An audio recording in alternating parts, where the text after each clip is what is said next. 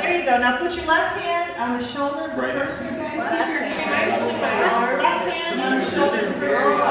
Do I do it? Yeah. In front of me. Who are you? Drew. You move forward. Thanks a lot. Hand up still. Yes, I am going to have to walk with glasses. We are now traveling back in time, and we're going to be spending the rest of the hour with Peter. You don't know me. We've never formally met. You've read about my life, part of it, that is. You never read about me as a child growing up. But you've heard about my life from the point where I met Jesus for the first time. Sometimes when people read about my life in the Bible, they make it sound kind of boring and ordinary, but it wasn't at all. It was fascinating, exciting, frustrating, perplexing, and even scary. I had no idea when I met Jesus that my life would change so much. Even my name changed. I'd always been called Simon, but Jesus told me that I'd be called Peter, the Rock. Jesus didn't change only me. He changed everyone he met in some way. I wish that you could have met and known him as I did. He was so special. I have so many memories. Come with me now, back in time, and relive some of my memories with me.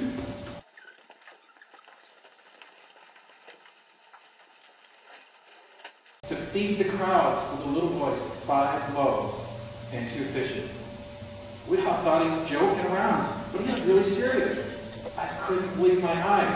He blessed the food, and we started passing it out to everyone there. There was always more in our baskets.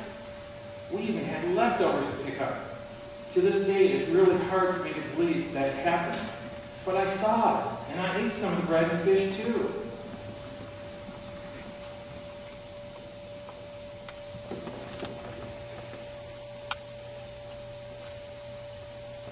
Taking the 5 loaves and the 2 fish, and looking up to heaven, he gave thanks and broke the loaves.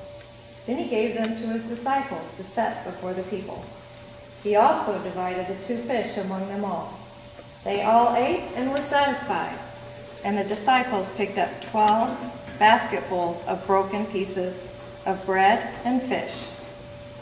The number of men who had eaten was 5,000.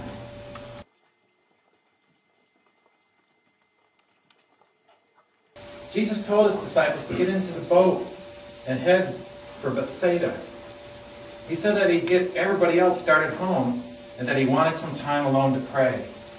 I wondered as we shoved up how or when or where we were supposed to meet him, but I figured that he'd probably told John, so I settled back in the boat to relax. Most of us were exhausted after working in that crowd all day, but none of us could sleep. We were still discussing all of the baskets full of leftovers.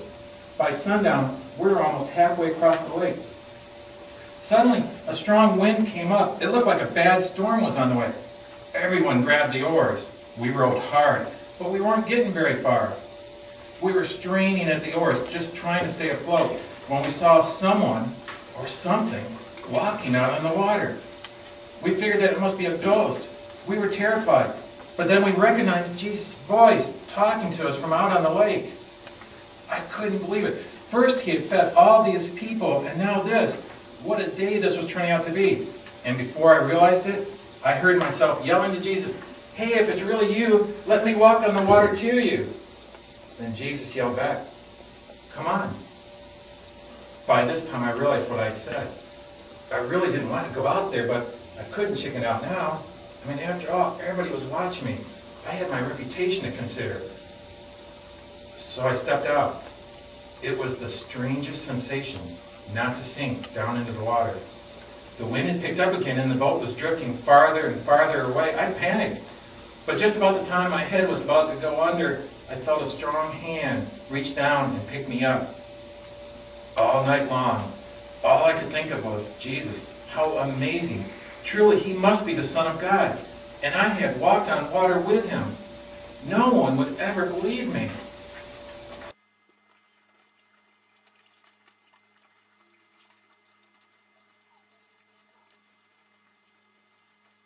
Jesus told everybody that the little girl wasn't dead. She was just sleeping. But how did he know? He hadn't even seen her yet. Mommy and Daddy had tried so hard to make me well. I overheard them whispering in bed one night. Daddy said that he had heard about a man named Jesus who healed people. Mommy asked if he would go see if he could find that man. At least I think that was what she said. She was crying so much that it was hard for me to understand her. Daddy said that he would start our first thing in the morning. The next thing I remember is a strange man leaning over me and smiling. He gave me a great big hug, and then he told Mommy to fix me something to eat. The time of the day that I liked best was after supper. Sitting around the fire, Jesus would be with the crowds all day, but in the evenings, there were just the 13 of us. We talked about what had happened that day. We told jokes, and we had such good times, and once in a while Jesus would tell us stories. No matter what he said or how he said it, I always learned something new. I remember one night in particular, Jesus had been kind of quiet, and as he stared in the fire, I could tell that he had something on his mind. Finally, he broke up our conversation with one question. Who do people say that I am?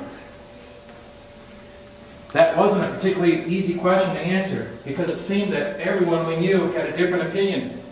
But we told him what we heard people say. Finally, he asked, who do you say that I am? All of us just sat there. How could he ask us such a question? What kind of answer did he want? Finally, I blurted up, you are the Christ, the Messiah, the Son of the living God. There, I had said it. I'd been thinking about it for a long time, but finally I told him. I thought that some of the other disciples might laugh, but nobody did. And then Jesus, well, he told me that I was blessed, and that I would be known as Peter, the rock. And then he said something even more strange. He told me that he would build his church upon me. What did that mean?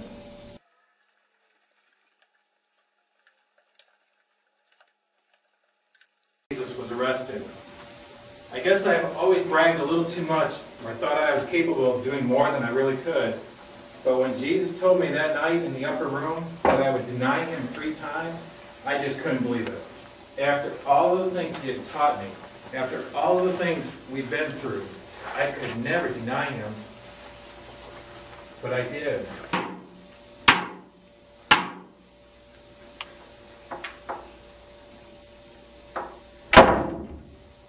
It was all over.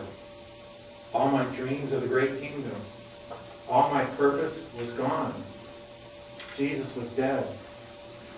I had spent 3 years of my life with him, and I had failed him. He was gone. Our future together was gone.